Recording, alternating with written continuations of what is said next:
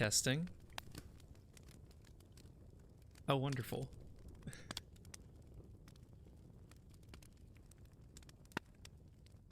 All right. Time to advertise. Send that on Discord.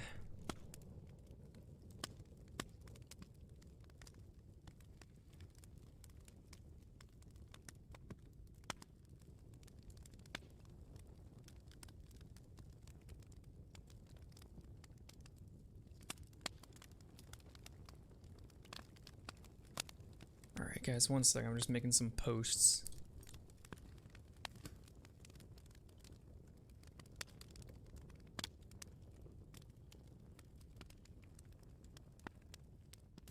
Hello, hello.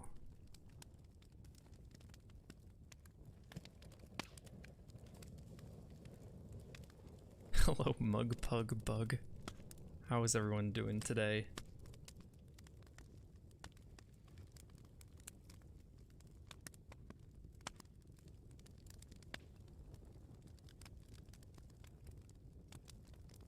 Oh wow, the ruler of penguins, huh? Neato. Okay, where do I, how does this work? Okay, 20 people. I could probably wait like a little bit for some people to come in. You guys got any fun Christmas Eve / Christmas plans, depending on, I guess, the time zone?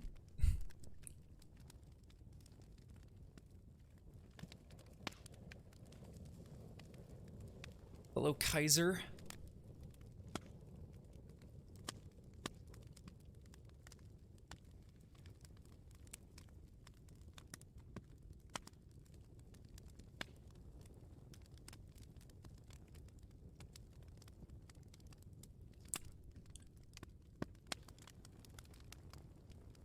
Oh my gosh, it's Bob. And Check is here. Guys, Check made this amazing background art. Look at it. It's beautiful.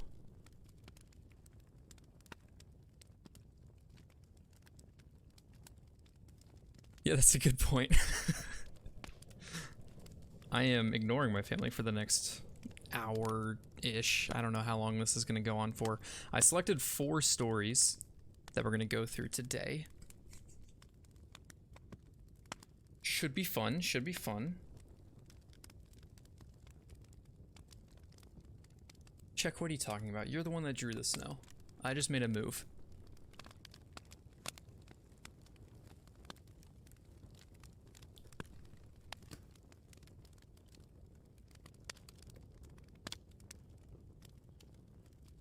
True. It is quite smooth, I'm proud of it. It took me forever to make this footage actually, because initially I tried making it in 1 2-hour video on Premiere, and basically what I did for like the fire and all that was I had 3 frames of each frame of fire that Check drew, and I would just repeat those frames for 2 hours. And so by the time you're actually trying to like add special stuff like little Easter eggs, there was just, you'd have to wait 10 minutes until Premiere could catch up with what edit you're trying to do. So it's definitely not advisable to do 1 2-hour chunk of footage if you're trying to make something like this. I ended up just doing like a couple of 20-minute chunks and putting them all together. I'm streaming on Twitch. I was going to do YouTube, but then I was informed by a friend of mine, Nate, that it actually messes up your analytics pretty bad, or it messes up like your channel visibility, because it counts as a video, and so when you post, say, an hour or 2-hour video after the stream is done and people don't watch it all the way, it assumes that all of a sudden your viewer retention number has tanked, and so they're like, oh no, this channel sucks, and then they stop like promoting videos. I don't know, it just sounds like a very dumb mechanic, and I was like, I'm not gonna risk it. I can, this will be saved as a VOD afterwards, so you should still be able to watch it. I might, I don't know, put it up on some like BlueJay live channel maybe. I don't know. We'll see. If not, you can just come look at it on Twitch. Oh yeah, that Russian fleet painting, that's Check's idea. All credit to him there. I think that was cool.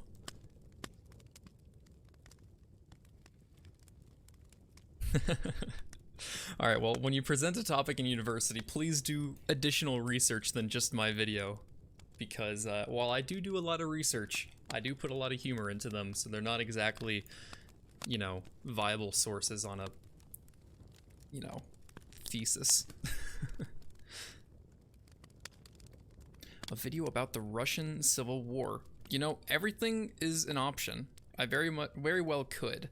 I want to do bigger topics again, kind of like that China video that I did. I would like to do another bigger topic video, like a, you know, an entire war or an entire nation.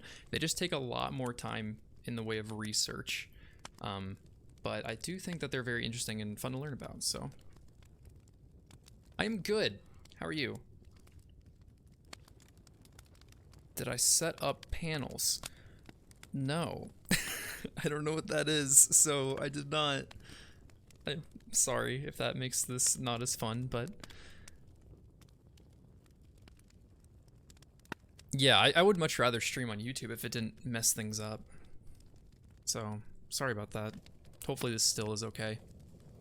The pizza funeral? I do not. Sorry about your wife, my guy. I'm just laughing at a meme, not your situation at all.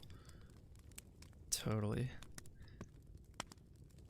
Okay, well, I know some people are staying up late, so I could go ahead and get started. It's been about 7 minutes now. Anyway, I have 4 stories that I chose. 2 of them were recommended by you all in that little community post that I made, and 2 I chose because, you know, it's my shit. I'll do what I want. Hear my lips smacking? Alright, way to make me self-conscious, my guy. Alright. So, let us start with The Elves and the Shoemaker, A Christmas Tale by the Brothers Grimm. Alright. There once was a shoemaker who, from no fault of his own, had become so poor that at last he had nothing left but just sufficient leather for 1 pair of shoes. In the evening he cut out the leather, intending to make it up in the morning, and, as he had a good conscience, he lay quietly down to sleep, first commending himself to God. In the morning he said his prayers, and went down to begin his usual work, but behold, the shoes were already made, and stood upon his board. The poor man was amazed. He knew not what to think, but he took the shoes into his hand, and looked at them more closely, and they were so neatly worked that not a stitch was wrong, just as if they had been made for a prize. Surely, he said, in a tone of wonder, it must have been a master craftsman who made these. I do not know a shoemaker in the world who had made them so beautifully. Presently a customer came in, and as the shoes pleased him very much, he paid down more than was usual, and so much indeed that the shoemaker was able to buy with it leather for 2 pairs. By the evening he had got his leather shaped out, and when he arose the next morning he prepared to work with fresh spirit. But there was no need, for the shoes stood all perfect on his board. He did not want either for customers, for 2 came who paid him so liberally for the shoes that he bought with the money material for 4 pairs more. These also, which he cut out during the evening, he found already made when he awoke. And so it continued. What he cut out overnight was, in the morning, turned into the neatest shoes possible. This went on for months. More and more people came to the shop to buy the shoes which his unknown friends made so well, and those who bought were so pleased with their purchase that they told everyone that they knew. Never had the shoemaker and his wife been so busy. Not only did the lucky man regain his former position, but he became more prosperous.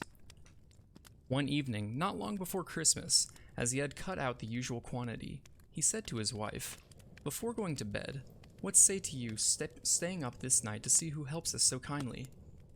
His wife was satisfied to do as he wished, and fastened up a light, and then they hid themselves in a corner of the room, or hung some clothes which concealed them.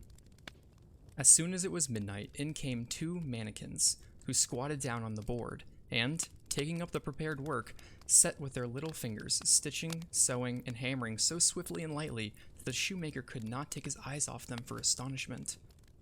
He had never seen work done so quickly before. They did not cease until all was brought to an end, and the shoes stood ready on the table, and then they sprang quickly away. The following morning, the wife said to the shoemaker, "The kind little man had made us rich, and we must show our gratitude to them, for although they run around, they must be cold, since they have nothing to cover their bodies in this winter weather. I will make a little shirt, coat, waistcoat, trousers, and stockings for each, and do you make a pair of shoes of the very nicest for each." The husband very gladly agreed to do this, and one evening, when they got out everything ready, he and his wife laid their presents, instead of their usual work, on the board, and hid themselves to see the result. At midnight, in came the elves, jumping about, and soon prepared to begin their work. But when they saw no leather, only the natty little clothes, they at first were astonished, but soon showed their pleasure and glee. They drew on their coats, and smoothing them down, sang, "Smart and natty boys are we, cobblers will no longer be." And so they went on hopping and jumping over the stools and chairs, and at last out the door. After that evening, they did not come again, but the shoemaker prospered in all he undertook, and lived happily to the end of his days.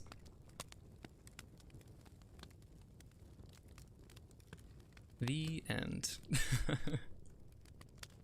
So that, for everyone who is late, was the tale of the Elves and the Shoemaker by the Brothers Grimm. I have heard of the Brothers Grimm before. They're kind of like those guys that make those twisted fairy tales, but this was not a sad ending. I think that was actually pretty nice. Yeah, I plan to do like a second channel or something with like BlueJay Live, and I'll put it on YouTube there. But, oh, rate it? I think I would rate this story a solid, like, 7 out of 10, maybe 7.5. I think it's got a really good message.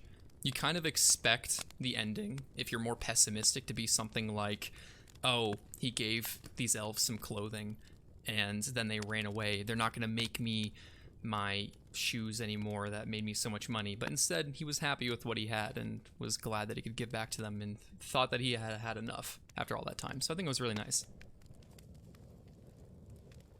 Better than China? Like, like this is a story better than the story of China as a whole? Or just the country? Or just, that's pretty broad. But, how do I feel about blowing up so fast? Pretty cool. I don't really feel like I've blown up, if that makes sense. It doesn't really feel like anything's that different.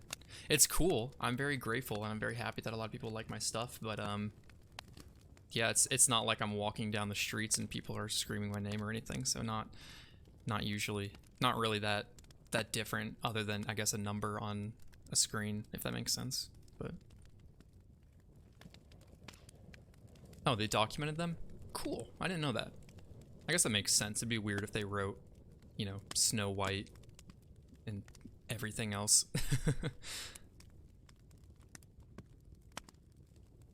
I am going to really quickly take off my sweater because I'm burning up. Oh, right, you mean that kind of rating. Yeah, 6 out of 10 just because of the CCP.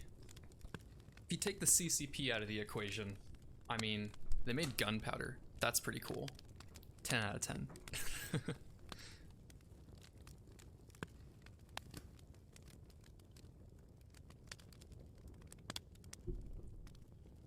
Alright.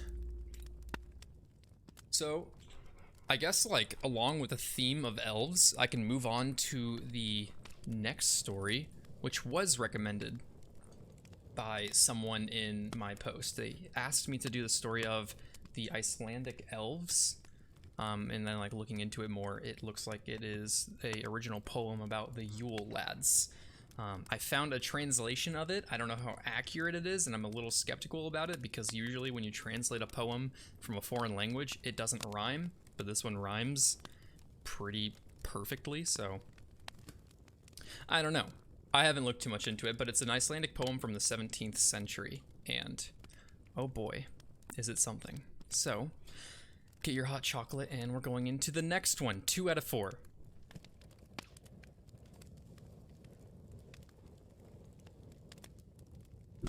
All right.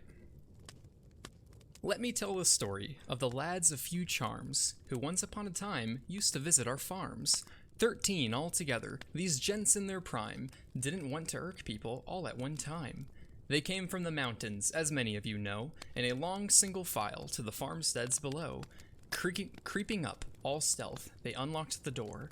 The kitchen and the pantry they came looking for. Grilla was their mother. She gave them ogre milk, and the father, Lepaludi, a loathsome ilk. They hid where they could, with a cunning look or sneer, ready with their pranks when people weren't near. They were called the Yuletide Lads. At Yuletide they were due, and always came one by one, not ever 2 by 2. And even when they were seen, they weren't loath to roam and play their tricks, disturbing the peace of the home. The first of them was Sheepcoat Claude. He came stiff as wood. Sorry. To prey upon the farmers' sheep as far as he could. He wished to suck the ooze, but it was no accident. He couldn't. He had stiff knees, not too convenient. The second was Gollygawk, gray his head and mane. He snuck into the cow barn from his craggy ravine. Hiding in the stalls, he would steal the milk, while the milkmaid gave the cowherd a meaningful smile.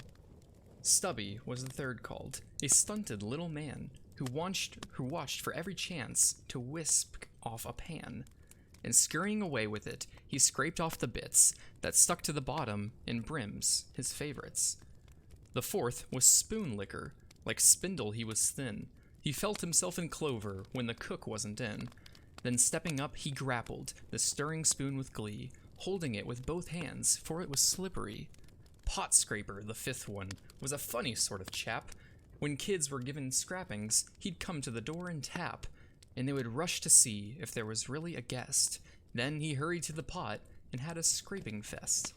Bowl Licker, the sixth one, was shockingly ill-bred.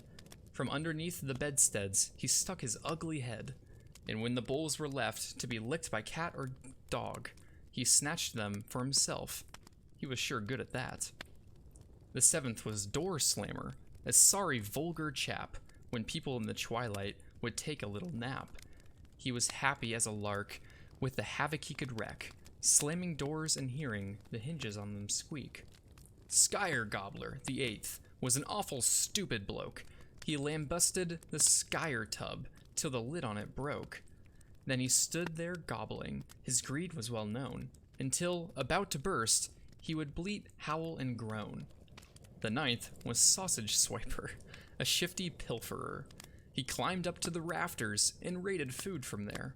Sitting on a crossbeam in soot and in smoke, he fed himself on sausage, fit for gentlefolk. The 10th was Window Peeper, a weird little chwit. He stepped up to the window and stole a peek through it, and whatever was inside, to which his eye was drawn, he was most likely attempted to take later on. 11th was Door Sniffer, a doltish lad and gross. He never got a cold, yet had a huge sensitive nose. He caught the scent of lace, bred while leagues away still, and ran toward it weightless, as wind over dale and hill. Meathook, the 12th one, his talent would display as soon as he arrived on St. Thorlak's Day. He snagged himself a morsel of meat of any sort, although his hook at times was a tiny bit short. The 13th was Candlebeggar. 'Twas cold, I believe, if he was not the last of the lot on Christmas Eve. He trailed after the little ones who, like happy sprites, ran about the farm with their fine tallow lights. On Christmas night itself, so a wise man writes, the lads were all restrained and just stared at the lights. Then, one by one, they trotted off into the frost and snow. On 12th night, the last of the lads used to go. Their footprints in the highlands are effaced now for long. The memories have all turned to image and song.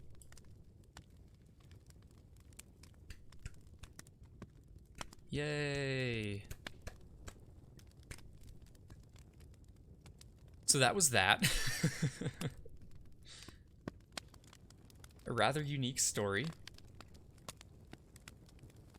That was something. They still teach that, from what I'm told, in Iceland and I guess other Nordic or countries like that. But yeah, that was requested. I would say, because of spoon liquor, that's a solid 9 out of 10. That definitely piqued my interest, and I had a good time reading it. Yes, I do like reading. I know, hot take, the history guy likes to read.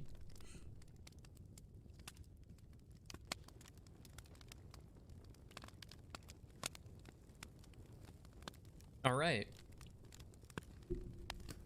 So, our next lovely story. Answer the question, where is your place of residence? The sky. Idiot. I'm a bird.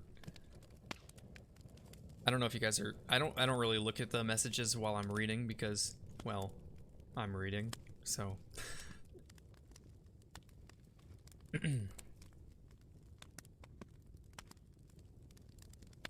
This next one I was originally not going to do. But, what country can you tell by my accent? Obviously I'm French, my guy.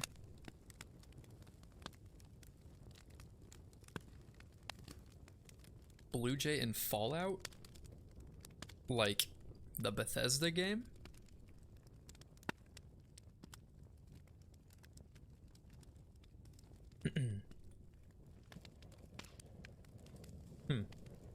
Sure, I guess that would be a cool combo. Alright, this next story was requested a ton, and it was the first thing that I thought of. But originally it was hard to find like an actual story. Like if you look for stories and a lot of things that people request, like Krampus, all you find are articles or shitty TV adaptations of Krampus and not like an actual Krampus tale, other than something that I found on Creepypasta. So didn't do Krampus, but the Christmas Truce is another one, and same deal. There's a lot of articles, but there is also a book, a picture book that was published by Aaron Shepard that is a letter from the World War I Christmas Truce. Amazing story. And I'm not actually sure if this letter is like authentic or if it is just a narrative device, but the story is true, so that's what matters. I didn't do a lot of fact checking for this stuff because most of my research lately has been for my next video, and I didn't want to burden myself too much. Alright. So anyway, Christmas Day, 1914. My dear sister Janet, it is 2 in the morning, and most of our men are asleep in their dugouts. Yet I could not sleep myself before writing to you of the wonderful events of Christmas Eve. In truth, what happened seems almost like a fairy tale, and if I hadn't been through it myself, I would scarce believe it. Just imagine, while you and the family sang carols before the fire there in London, I did the same with enemy soldiers here on the battlefields of France. As I wrote before, there have been little serious fighting of late. The first battles of the war left so many dead that both sides have held back until replacements could come from home. So we have mostly stayed in our trenches and waited. But what a terrible waiting it has been, knowing that any moment an artillery shell might land and explode beside us in the trench, killing or maiming several men. And in daylight, not daring to lift our heads above ground for fear of a sniper's bullet. In the rain, it has fallen almost daily. Of course, it collects right in our trenches, where we must bail it out with pots and pans. And with the rain has come mud, a good foot or so deep. It splatters and cakes everything, and constantly sucks at our boots. One new recruit got his foot stuck in it, and then his hands too when he tried to get it out. Just like in that American story of the tar baby. Through all this, we couldn't help feeling curious about the German soldiers across the way. After all, they faced the same dangers we did, and slogged about in the same muck. What's more, their first trench was only 50 yards from ours. Between us lay no man's land, bordered on both sides by barbed wire. Yet, they were close enough, we sometimes could hear their voices. Of course, we hated them when they killed our friends, but other times, we joked about them, and almost felt we had something in common. And now, it seems they felt the same. Just yesterday morning, Christmas Eve day, we had our first good freeze. Cold as we were, we welcomed it, because at least the mud froze solid.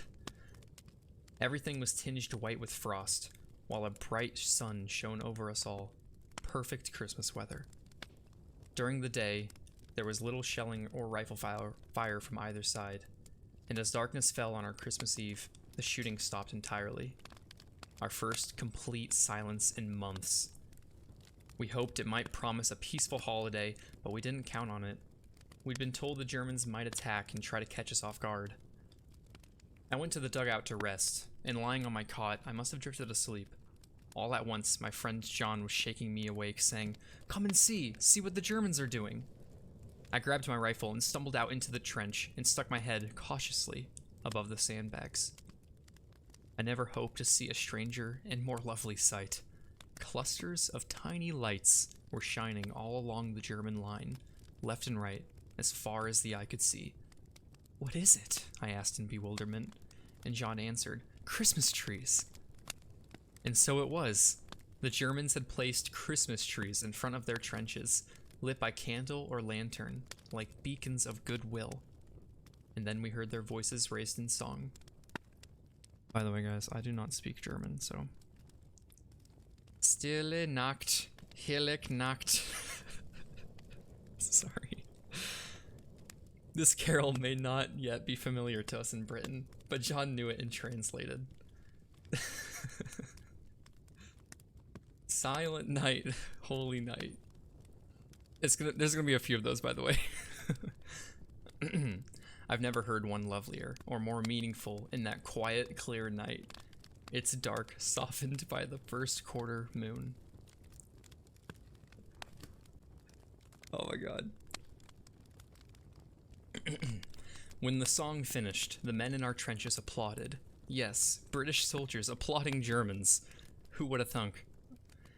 And then one of our own men started singing, and we all joined in. The first Noel the angel did say.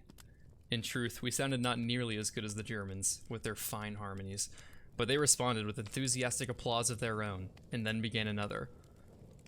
Alright. Oh Tannenbaum. Oh Tannenbaum. I don't know German, guys, I'm sorry. Then we replied, "O come, all ye faithful." But this time they joined in, singing the words in Latin, Adist Fideles. British and German harmonizing across no man's land. I would have thought nothing could be more amazing. But what came next was more so. "English, come over," we heard. Oh my god, I gotta stop. Alright. "English, come over," we heard one of them shout. "You no shoot, we no shoot." There in the trenches, we looked at each other in bewilderment. Then one of us shouted jokingly, "You come over here." To our astonishment, we saw two figures rise from the trench, climb over their barbed wire, and advance unprotected across no man's land. One of them called, "Send officer to talk." I saw one of our men lift his rifle at the ready, and no doubt others did the same. But our captain called out, "Hold your fire!" Then he climbed out and went to meet the Germans halfway. We heard them talking, and a few minutes later, the captain came back with a German cigar in his mouth.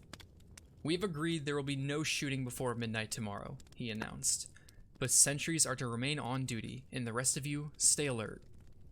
Across the way, we could make out groups of 2 or 3 men starting out of the trenches and coming towards us. Then some of us were climbing out too, and in minutes more, there we were in the middle of no man's land, over 100 soldiers and officers of each side, shaking hands with men we'd been trying to kill just hours earlier. Before long, a bonfire was built, and around it we mingled, British khaki and German gray. I must say, the Germans were better dressed, with fresh holidays, uniforms.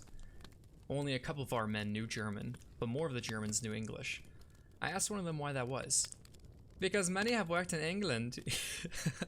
Alright, I'm gonna stop with the accents, he said. "Before all this, I was a waiter at the Hotel Cecil. Perhaps I waited on your table." "Perhaps you did," I said, laughing. He told me he had a girlfriend in London, and that the war had interrupted their plans for marriage. I said, "Don't worry, we'll get you beat by Easter, then you can come back and marry the girl." He laughed at that. Then he asked if I'd send her a postcard he'd give me later, and I promised I would. Another German had been a porter at Victoria's Station. I almost said Victoria's Secret. He showed me a picture of his family back in Munich. His eldest sister was so lovely, I told him I should meet her someday. He beamed and said he would like that very much, and gave me his family's address. Even those who could not converse still exchanged gifts. Our cigarettes for their cigars, our tea for their coffee, our corned beef for their sausage. Badges and buttons from uniforms changed owners, and one of our lads walked off with an infamous spiked helmet. I myself traded a jackknife for a leather equipment belt, a fine souvenir to show when I got home. Newspapers, too, changed hands, and the Germans howled with laughter at ours. They assured us that France was finished, and Russia nearly beaten too. We told them that was nonsense, and one of them said, "Well, you believe your newspapers and we'll believe ours." Clearly they are lied to. Yet after meeting these men, I wonder how truthful our own newspapers have been. These are not the savage barbarians we've read so much about. They are men with homes and families, hopes and fears, principles, and, yes, love of country. In other words, men like ourselves. Why were we led to believe otherwise? As it grew late, a few more songs were traded around the fire, and then all joined in for "I Am Not Lying to You," Old Lang Syne. Then we parted with promises to meet again tomorrow, and even some talk of a football match. I was just starting back to the trenches when an older German clutched my arm. "Mein Gott," he said, "why cannot we have peace and all go home?" I told him gently, "That you must ask your emperor." He looked at me then, searchingly. "Perhaps, my friend, but also we must ask our hearts." And so, dear sister, tell me, has there ever been such a Christmas Eve in all history? And what does it all mean, this impossible befriending of enemies? For the fighting here, of course, it means regrettably little. Decent fellows these soldiers may be, but they follow orders, and we do the same. Besides, we are here to stop their armies and send it home, and never could we shrink from that duty. Still, one cannot help imagine what would happen if the spirit shown here were caught by the nations around the world. Of course, disputes must always arise, but what if our leaders were to offer well wishes in place of warnings, songs in place of slurs, presents in place of reprisals? Would not all war end at once? All nations say they want peace, yet on this Christmas morning, I wonder if we want it quite enough. Your loving brother, Tom. Yay! Alright, so that's a pretty cool story. I would say, that's a solid 10 out of 10. Yeah, that's a 10 out of 10. I mean, what's there not to like? That's pretty cool, right? Sorry if my mouth sounded weird. I was getting really dry there. 100% 10 out of 10. I agree. Thank you, Jesus. I'm glad you agree. Jesus says he agrees. The German accents. Yeah, it is a long letter, but I suppose when you're at war and you don't have, like, telephones, you probably want to cram as much info as you can in one letter, because I don't know how often they send them, but you never know when your letter might be your last one, or it doesn't get sent out.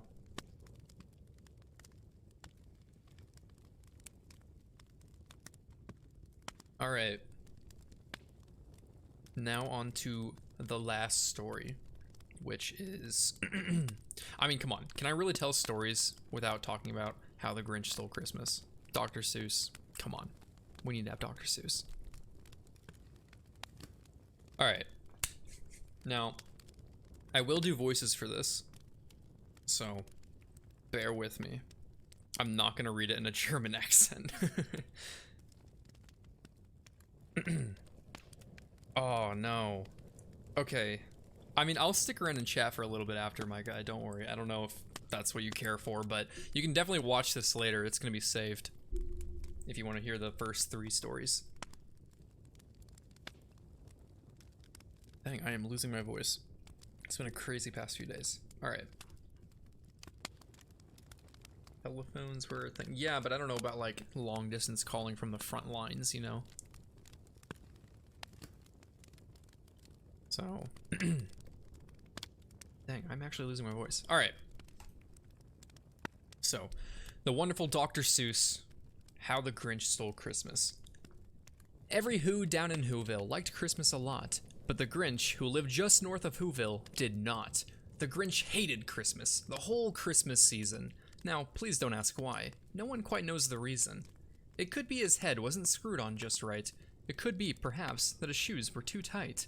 But I think that the most likely reason of all may have been that his heart was 2 sizes too small.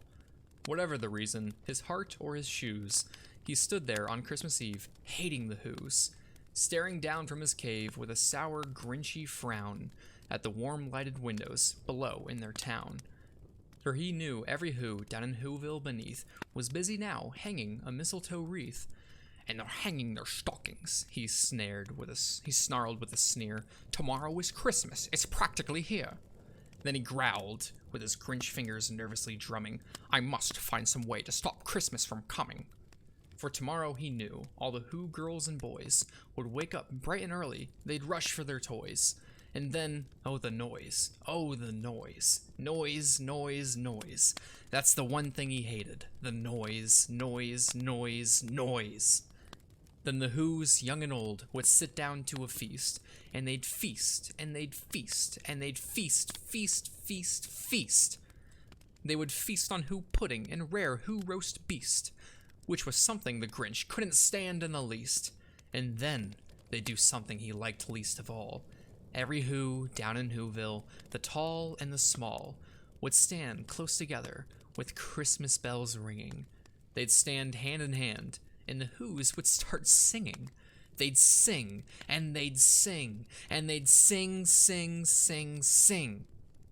And the more the Grinch thought of this Who Christmas sing, the more the Grinch thought, I must stop this whole thing. Why, for 53 years I've put up with it now. I must stop this Christmas from coming. But how? And then he got an idea, an awful idea. The Grinch got a wonderful, awful idea. I know just what to do, the Grinch laughed in his throat, and he made a quick Santa Claus hat and a coat. And he chuckled and chuckled.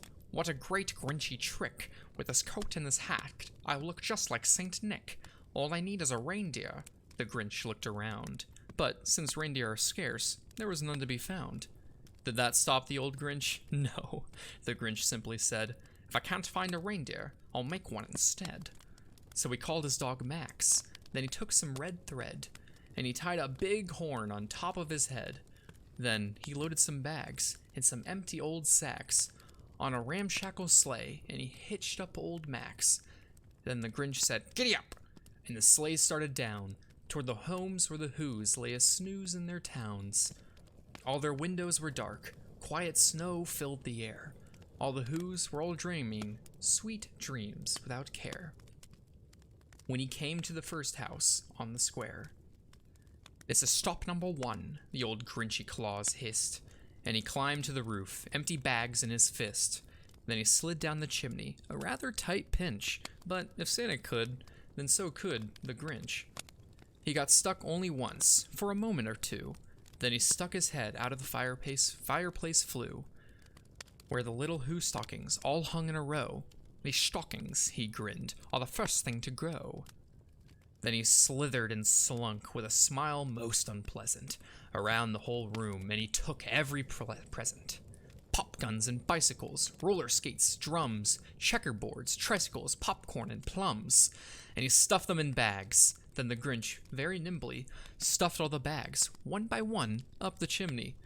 Then he slunk to the icebox, who took the Who's feast. He took the Who pudding, he took the roast beast. He cleaned out that icebox as quick as a flash. Why, that Grinch even took their last can of Who hash. Then he stuffed all the food up the chimney with glee. And now, grinned the Grinch, I will stuff up the tree. And the Grinch grabbed the tree, and he started to shove, when he heard a small sound like a coo of a dove. He turned around fast and saw a small Who, little Cindy Lou Who was not more than 2. The Grinch had been caught by his tiny Who daughter, who'd got out of bed for a cold cup of water.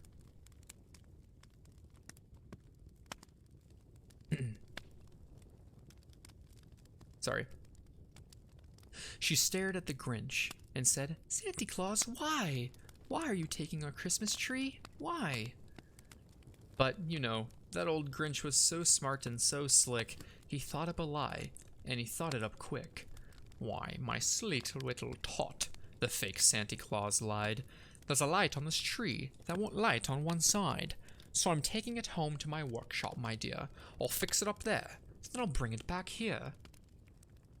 And his fib fooled the child, and then patted her head, and he got her a drink, and sent her to bed. And when Cindy Lou Who went down to bed with her cup, he went up the chimney and stuffed the tree up. Then the last thing he took was a log for the fire. Then he went up the chimney himself, the old liar. On their walls was nothing left but hooks and some wire. And that one speck of food that he left in the house was a crumb that was even too small for a mouse. Then he did the same thing to the other Who's houses, leaving crumbs much too small for the other Who's mouses. It was 1:15 dawn, all the Who's still abed, all the Who's still a snooze, when he packed up his sled. Packed it up with their presents, their ribbons, the wrappings, the tags and the tinsels, the trimmings, the trappings. 3,000 feet up the side of Mount Crumpet, he rode with his load to the tip-top to dump it. Pooh, pooh to the Who's, he grinchiously humming. They're finding out now that no Christmas is coming. They're just waking up. I know just what they'll do. Their mouths will hang open for a minute or two. Then the Who's down in Whoville will all cry boo-hoo. Now that's a noise, grins the Grinch, that I simply must hear. And so he paused, and the Grinch put a hand to his ear, and he did hear a sound rising over the snow. It started in low, then it started to grow. But the sound wasn't sad. Why, this sound sounded merry. It couldn't be so, but it was merry, very. He stared down at Whoville. The Grinch popped his eyes. Then he shook. What he saw was a shocking surprise. Every Who down in Whoville, the tall and the small, was singing without any presents at all. He hadn't stopped Christmas from coming. It came, somehow or other, it came just the same. And the Grinch, with his Grinch feet, ice cold in the snow, stood puzzling and puzzling. How could it be so? It came without ribbons. It came without tags. It came without packages, boxes, or bags. And he puzzled 3 hours, till his puzzler was sore. Then the Grinch thought of something he hadn't before. Maybe Christmas, he thought, doesn't come from a store. Maybe Christmas, perhaps, means a little bit more. And what happens then? Well, in Whoville they say that the Grinch's small heart grew 3 sizes that day. And the minute his heart didn't feel quite so tight, he whizzed with his load through the bright morning light. And he brought back the toys and the food for the feast, and he himself, the Grinch, carved the roast beast.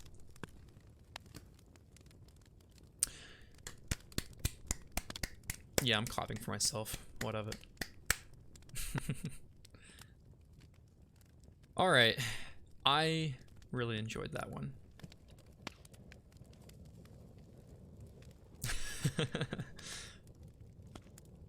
The Grinch has a special place in my heart. I definitely love the story and like the animated TV version of it. Love listening to it and watching it every Christmas. I mean, I would say, can I know I did a 10 out of 10, but it's also a 10 out of 10, guys. It's the Grinch. It's cool. Jim Carrey played the Grinch. He's a 10 out of 10 too. That went actually a lot faster than I thought it would.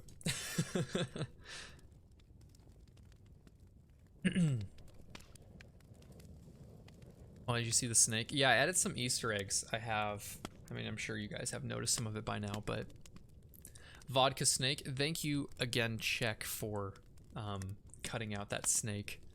Read the full chat. Fuck no, I'm not doing that.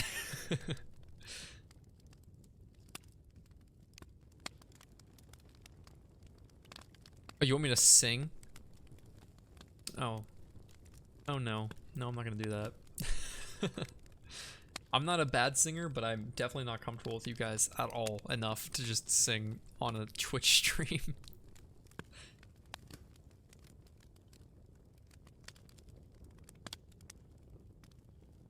Yeah, I know, right? Like, they made a whole movie version out of this, like, what? How long did I go on there for? Like 10 minutes? 10-minute story.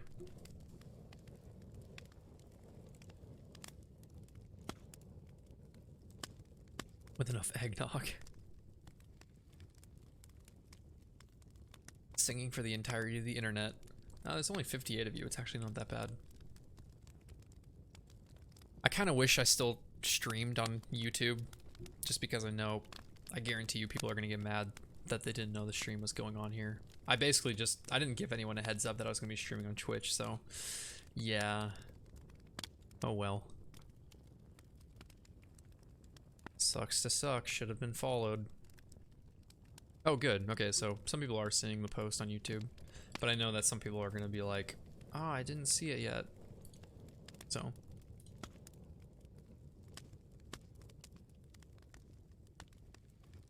But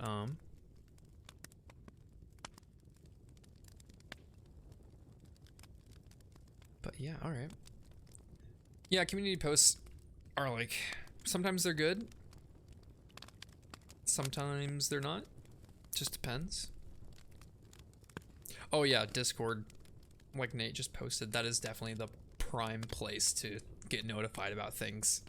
It's yeah, it's a it's a fun place, I guess. It could be hit or miss, my Discord.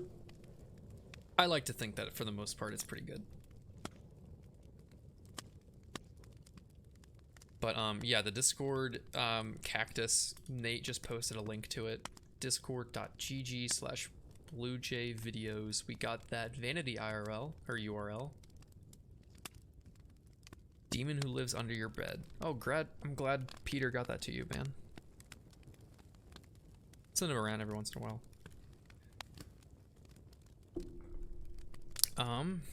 Are the people that just now are joining? Because I feel bad. I could, like, if you guys know of any others, I could read another story if you have any suggestions or want to shoot an idea or a link or something. Considering I've only been doing this for like, what, 45 minutes-ish? I have this video going on for like 2 hours. I mean, like this looping video. It will loop, but I don't want to I don't want to be here for 2 hours. Make one up? No.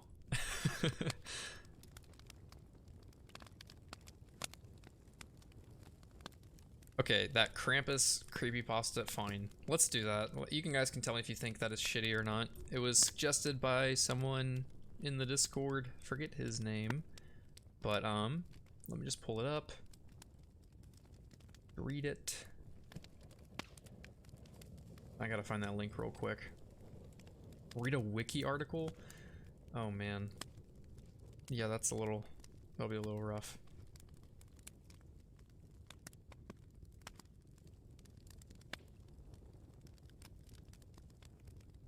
Alright, let's see. We got, there it is, a Krampus Carol. Written by, I don't know if creepypasta has like authors or something. No, Jake Wick. Alright. Have a Merry Christmas, man. Thanks for stopping by. Alright, so we all ready for another story? A Krampus Carol?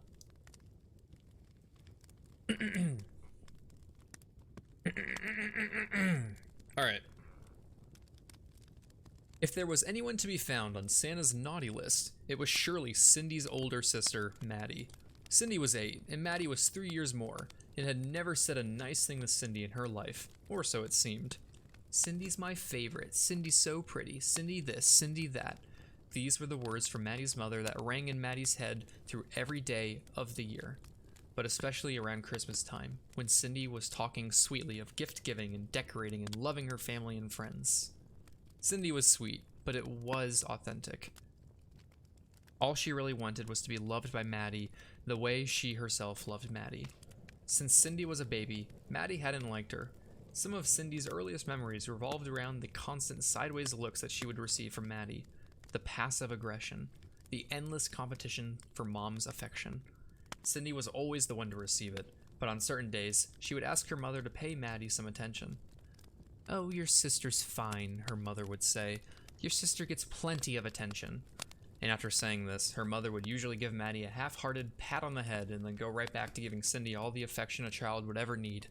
It left a hollow place in Cindy, And when she tried to give Maddie the love she so desperately needed, Maddie would shun Cindy as if Cindy were a leper. Now this year, Maddie had been extra bitter. Perhaps it was the additional attention Cindy garnered from her performance in the school's Christmas play. Or maybe it was the way Mom constantly bragged about Cindy's acting. "She's the next Meryl Streep, I'm telling you," Cindy's mother would brag. But whatever the reason, Maddie took every chance she saw to torment her younger sister. Cindy woke up one morning with gum in her hair. Another day, she found that her underwear was soaked with honey. Her favorite dolls would go missing. The TV in her room, which Maddie wasn't allowed to have, was constantly unplugged. The bitch. Who the fuck would unplug her TV? That's so evil. I love how that was like... I know I'm going off script. I love that was like the climax. Like, gum in your hair is so much worse than an unplugged TV, but they built up to the unplugged TV. The bitch would unplug my TV. Oh, I have to bend over and plug it back in. Sorry. Alright. We're moving on. Yet Cindy's desire for her sister's acceptance continued through the month of December. She continued to be kind. She persisted in giving Maddie compliments when Mother did not. The gift at the top of Maddie's Christmas list was a brand new makeup kit. Cindy made sure that she would be the one to give her that Christmas morning. Despite all this, Cindy had felt the wear and tear from all of Maddie's torments throughout the month, and it all came to a breaking point on Christmas Eve. That's today, guys. The family sat at the Christmas Eve dinner table and ate ham and mashed potatoes and Christmas cookies. This guy uses way too many ands. Cindy's mother had been bragging shamelessly all night long about Cindy's acting. There was no mention of Maddie, not at any point. Maddie was stewing and Cindy could see it. At one point, through all the bragging and praising and gloating, Maddie chimed in. "I don't think Cindy's acting is that good," she said matter-of-factly. It was as though a bomb had gone off in the room. Everyone looked at Maddie like they were unsure they'd heard her correctly. It was like blasphemy. "What kind of a thing is that to say?" asked Mother. Maddie shrugged. "I don't know," said Maddie. "I just think you're exaggerating a little bit. I mean, she's decent." All of the memories of Maddie's torments began to broil and fester in Cindy's mind. And now, here was Maddie, disparaging Cindy at the dinner table in front of the entire family, in front of all of the aunts and uncles and cousins and friends. "At least I'm good at something," Cindy blurted. And just like that, Maddie retracted into a pit of shame. Cindy's words rang true and humiliating. Mother added fuel to the fire by shrugging at Maddie in a matter-of-fact manner. "Your sister's got a point," said Mother. Cindy felt horrible, and she watched Maddie sulk and trudge off toward the bathroom like a beaten dog. Cindy hated the power she had in her hands. That night, everyone hunkered down in their beds and waited for Santa to leave gifts below the tree. But Cindy had trouble sleeping. It was midnight now. Cindy rarely found herself awake at this hour, but she knew why. Cindy removed her covers and hopped out of bed and tiptoed across her room. She was careful not to wake anyone. She opened her closet and grabbed Maddie's wrapped gift. She tiptoed down the dark hallway and dragged her fingers along the wall so as not to stumble around in the dark. "I'll give Maddie her gift and tell her I'm sorry and tell her I love her," Cindy thought to herself. "That's what I'll do. And she'll be happy and she'll forgive me, and maybe she'll even say she loves me too." When Cindy arrived outside of Maddie's door, she heard strange shuffling noises coming from inside. Perhaps Maddie was preparing another prank for Cindy. No matter. Cindy was going to walk in and give Maddie her presents and try to make amends. Cindy opened the door, just a crack. She was careful not to startle Maddie. It was so dark inside the room, and she couldn't see a thing. But she could hear a great deal of shuffling inside the room. Cindy stared into the room for quite some time, patiently waiting for her eyes to adjust to the gloom. When her eyes adjusted, she saw an empty bed. She saw Maddie's wide-open window. She saw a 7-foot figure standing in the shadows. She saw the rounded cage upon its back, and she saw Maddie sitting in the cage like a frightened bird. As Cindy's terrified eyes further adjusted to the dark, she saw the figure more clearly. It had a goat's head with large horns on top. Its eyes were red and impish and hostile. It wore a suit much like Santa Claus, and it even had jinglish sleigh bells hanging from a few ends of the garments.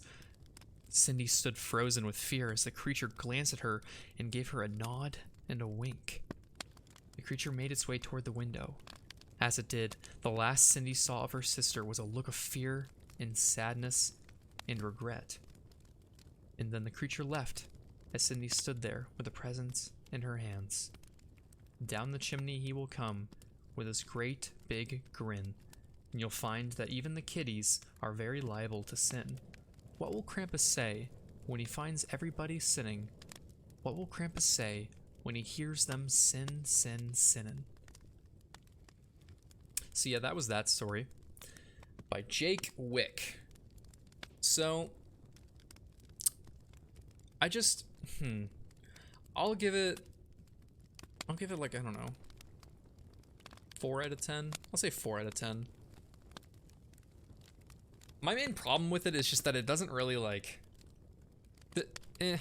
there's some problems with the writing, which, you know, I don't know who wrote this. It could be his first project, his first go at things, but it wasn't as, I guess, as clean as writing as I prefer. There's some grammar mistakes that I tried to correct as I was reading it. And then kind of like the whole, like, Maddie was like, you know, shunned by her mom and always put aside, with Cindy getting praised the entire time. And then she gets fed up and like says, you know, I don't think she's that good of an actress. And then gets killed by Krampus. Like, I feel really bad for her. Like, I get that, I mean, you can't blame your parents for everything, but like, it wasn't like she did anything that bad. I think all of her behavior was pretty understandable given her upbringing. Like, the mom literally said that your sister's got a point when she said that she's not good at anything. It doesn't really make sense for her to get like taken away by Krampus. Why not the mom? Why not like turn the focus to the mom? And I don't know. I guess it's not a kid. There's a better way to go about writing a story about Krampus taking away a bad kid. This was not a kid that I think was bad. This is basically like Harry Potter, you know? Like, imagine if Harry Potter, like, who blew up at his like aunt and uncle from time to time, got killed by Krampus because he was being a little angsty, felt like he was abused growing up. So I don't know. I don't think it's that great of a story. I think that also kind of like the reveal at the end was anticlimactic. I tried my best with like vocal inflection to make it seem scary, but it's just like, oh, they saw his figure. I don't know. Wasn't that scary? Maybe I'm not the best narrator. I'll take some of the blame. But yeah, that was that story. So a lot of ands. Like, he was afraid of commas. I don't think the guy used one comma. No, there are some. Okay. But just like this and that and that and that. There's a lot of that. That kind of hurt me. But yeah, so that was, I guess, the bonus story.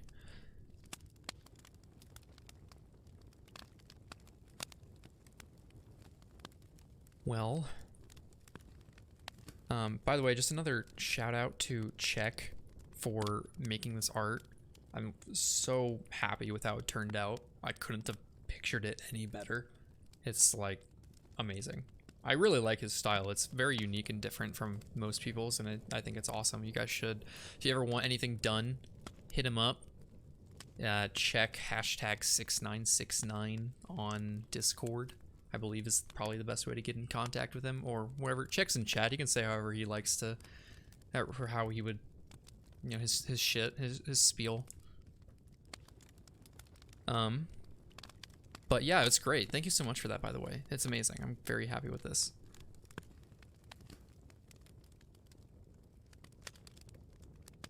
Yeah, I guess I can stick around if you guys have any like questions about anything for, I guess, 10 minutes.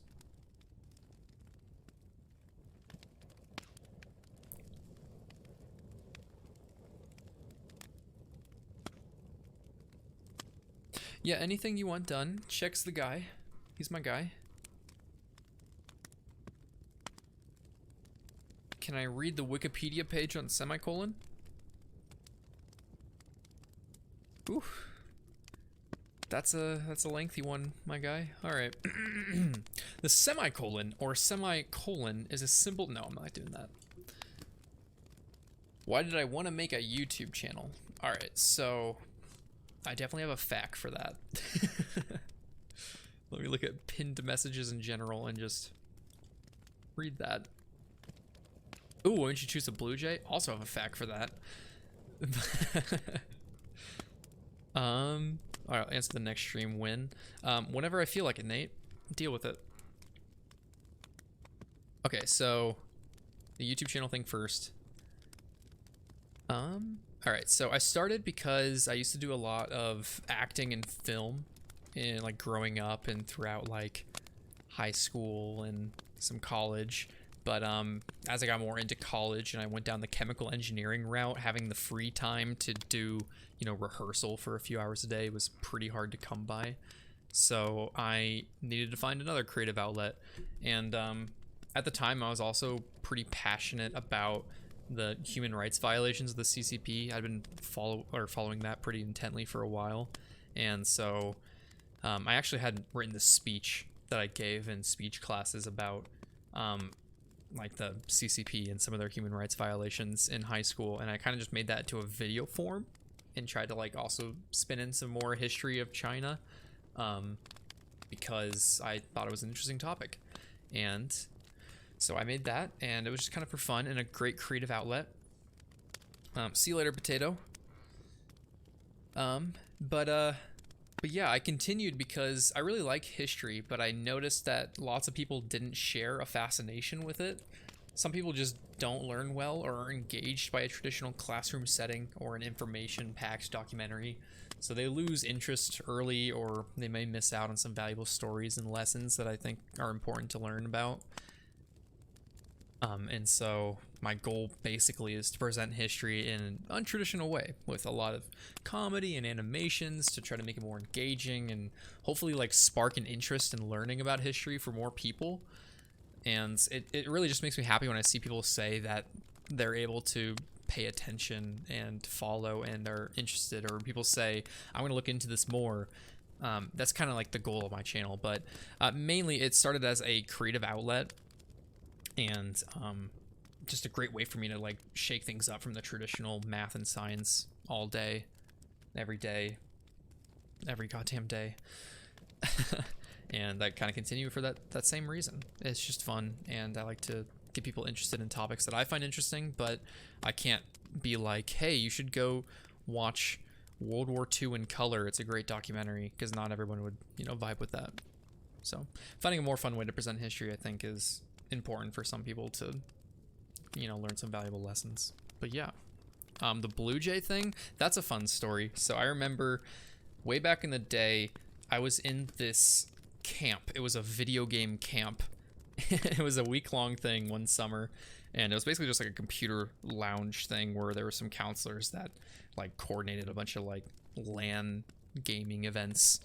And we were playing Day of Defeat, and there's this one guy on the enemy team that kept headshotting me over and over and over. And his name was Sparrow. And it pissed me off so much that I changed my name to BlueJay, just another bird. And I went looking for this guy with another sniper, and I got revenge on him right then and there. And it felt so good that the name just kind of stuck. BlueJay had a nice ring to it. It's my like favorite flying bird. My favorite animal is actually a penguin, which is also a bird, so can't say my favorite bird. My favorite flightful bird is a BlueJay. But yeah, that's how I got the name, was just that Day of Defeat match with an asshole named Sparrow. Kept killing me. Chemical engineering, yo, what you work on? I'm currently in a hemp lab. Fascinating. A lot of the stuff that I work on right now is cryogenics and high purity chemicals, and I'm trying to be as vague as possible, because if I give out too much information you could probably track it down. But yeah, it's a lot of chemical production, chemical industry, I'll say that's the industry that I'm in. Making high purity chemicals is my line of work. Oh, you're a history major? No job aspect? I mean, I guess like the point of a history major is probably to become a history teacher, to make more history majors to become more history teachers. Or if you're lucky enough, get on the history channel, which one of my professors actually did. One of the best professors I ever had. Great dude. Bit late, sorry if I missed it. Influenced by Sam O'Nella. So yeah, I get a lot of those comments. Which is, it's kind of funny because he's actually not my biggest influence. Like, a lot of people compare me to him, but when I started my channel, my biggest influences were Casually Explained and Bill Wirtz, which you can kind of tell because it was the history of China, like how Bill Wirtz did the history of Japan. And you know how like he does all those musical jingles. I'm not that musically inclined, but I did do some, like an attempt at a jingle in my China video. And then my sense of humor is kind of similar to Casually Explained, and just, I guess, I don't know, more dry, more sarcastic and sassy. I don't know how to explain it. You've seen my videos, you get it. But no, he's not really like my biggest influence. I had seen his videos and I like them, but he wasn't really like the first person in mind when I was making my stuff. But yeah, I get the question. It's very similar type stuff. I understand it. Why penguins? Is it in the knees? Penguins are cute, man. They're awesome. They swim around so fast. They're adorable. They're just great. I mean, what's there not to like? They jump like 6 feet in the air too. They're pretty cool. Pretty bonkers. What game did you say you were playing? Oh, Day of Defeat was the game I was playing when I got my name BlueJay. It's like a Source game. World War II. Back in the day. Early Steam days.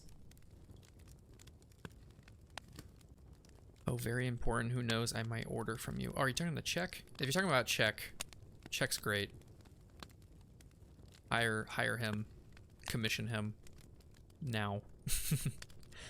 Video game stream sometime. Nate really wants me to stream. Badly. Oh, wait. Is the fire that quiet?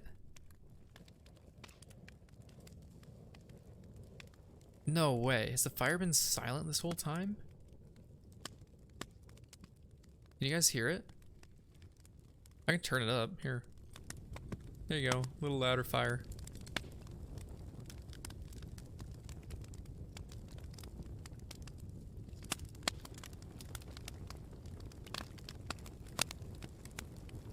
Okay, good. More fire? Do we want more? Alright. More fire it is. Max fire.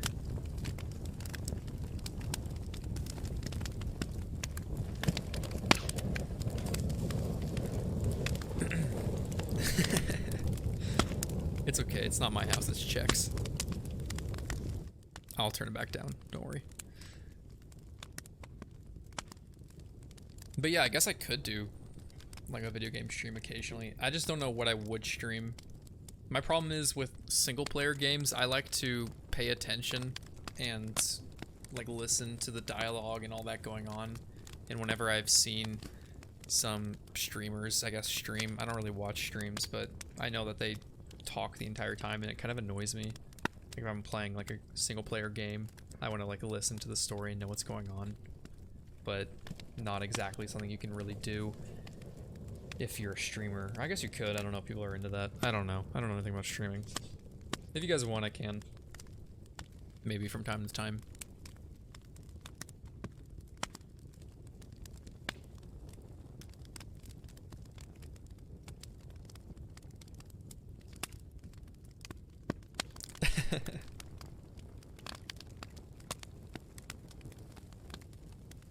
Fallout New Vegas. I tried playing it back in the day, but it was hard to get into. I say back in the day, but this was like even a while after it had come out. Like this was after Fallout 4 came out. And I don't know, it was kind of old. You can't sprint. That was the first thing that really turned me off to it. I really didn't give it a proper try, though. It wasn't like I didn't like it. I played it for, I think, literally 5 minutes on the PlayStation 3 and then just gave up on it. Stream on how I do research? Ooh. That'd be tedious. Stream how I animate. That'd be something I could do. I'm a little hesitant to stream my art process because I know I'm gonna get critiqued to hell. I'm not a trained artist like other people are that watch me. And I know a lot of people say they like my art, but it's not that great. I don't know. I don't really care. I guess I would be very open to criticism and critiques and how to do it better to make videos faster. So I guess I could. But yeah, I could do that. I could do like a drawing stream, draw some backgrounds for a video so I don't spoil it. Why China though? Why make you interests in China?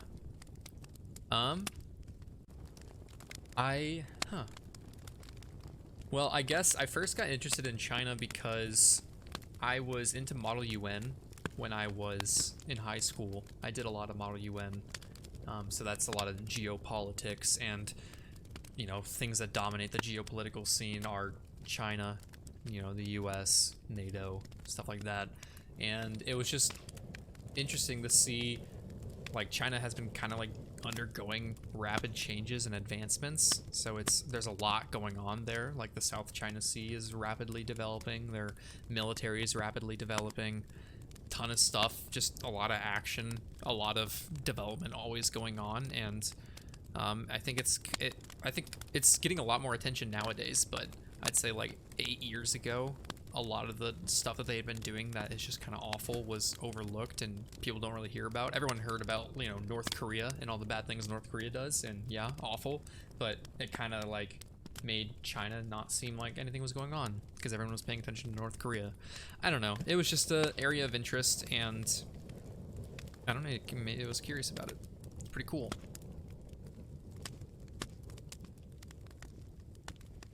Yes, and I will say, or I'm saying yes to blast pedals.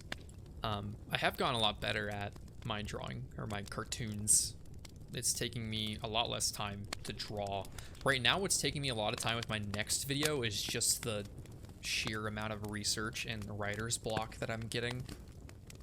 The topic that I'm covering is very obscure and unique and kind of teetering on the lines of, did it happen? Did it not happen? Who knows? So I've been doing a lot of research. I've been going through some very deep dives through books in like the 18th century and just like centuries old books, and I even contacted some historians personally to ask them about the authenticity of certain things, to get their opinions on it, to make sure that I could actually talk about it, because I don't want to share false stuff. But basically, yeah, the research can take a while. What do I use to draw? I use a, what is this called? Canvas 13. It's a Huion tablet. It's got a screen on it. 13 means 13 inches diagonal. And I use Photoshop to draw. And yeah, I just kind of do that. That'll be another embarrassing thing to show on stream, my drawing process, because I use I use one Photoshop file for everything in my video, and I don't group things ever. I sometimes merge, but I most of the time don't group things. So it's just like layer 958 by the time I'm done with the video. And the way I organize things is, oh, later in the video is later in, or it's like higher up in the layers. I know, check. I saw your Photoshop file for this art, and I'm like, oh wow, it's so neatly organized. It's so lovely. I don't do that. But I could. I'll try. Good day. Good day, mate. All right, I think I missed some questions here. A very merry chat moved it. A very merry birthday and great tidings. Thank you. Not my birthday, but thank you. What did I miss? Should I do a degree in chemistry, or is it pointless, and should I switch to chemical engineering? Would not say it's pointless. Very much so depends on what you want to do. Chemistry is a great degree. It can be very, very useful for a lot of things. So, I mean, med school is perfect. If you're planning on going to graduate school, or if you want to pursue research, chemistry is great. I know people who graduated with chemistry degrees that became chemical engineers. You can do that even. Chemistry can get you a lot of lab tech jobs. It very much so depends on what you want to do.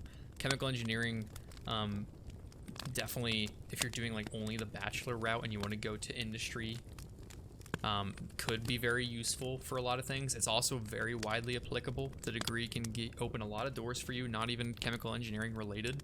It's just basically it's an advanced problem solving degree. It proves that you know how to analyze, evaluate, and go about solving a problem in a manageable fashion. So that's a great degree for a lot of wide applicability, and usually out of the gate you get better pay if that's something you care a lot about as a chemical engineer. But it's very, very much so depends on what you want to do. Chemistry is great, chemical engineering is great, but they are great for different reasons, and just, yeah, it depends. What is my second favorite color? Green. I'll say green.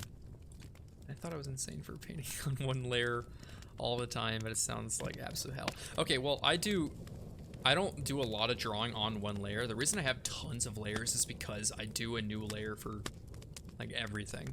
Like I'll have one layer that's just the line separating the ground, like the horizon basically, the ground from the sky. That's one layer. And then I'll do a color below and above it. On a different layer below that layer. And then I'll have a bunch of different layers for a building, a prop, a person. I'll have 4 layers for every character, which is face, limbs, body, head, sometimes more if there's a hat or like a beard, any sort of accessories. They'll have more layers. But yeah, I definitely layer the fuck out of my stuff. Love my B-Day hat. That's a Santa Claus hat. So your video is a GIF with voiceover? I guess that's one way you could look at it. I mean, what is a GIF if not an animation, but without sound, you know? Videos on fiction things, like the SCP Foundation or Creepypasta. Maybe. I don't really draw the line on any specific type of video that I will do.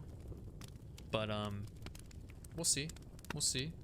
I tend to like to stay in history, as at least for right now.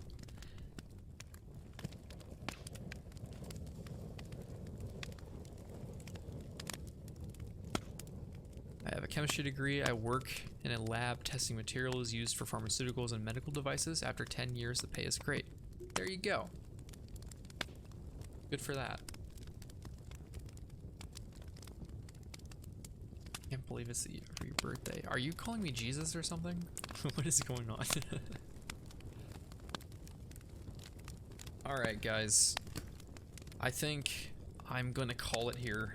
Thank you for coming by and listening to my stories. Had a lot of fun.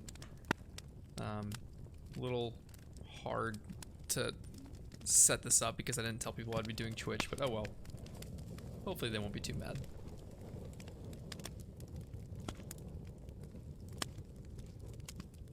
Alright. Merry Christmas, Happy Holidays. Have a good one, everyone. I'll catch you all later.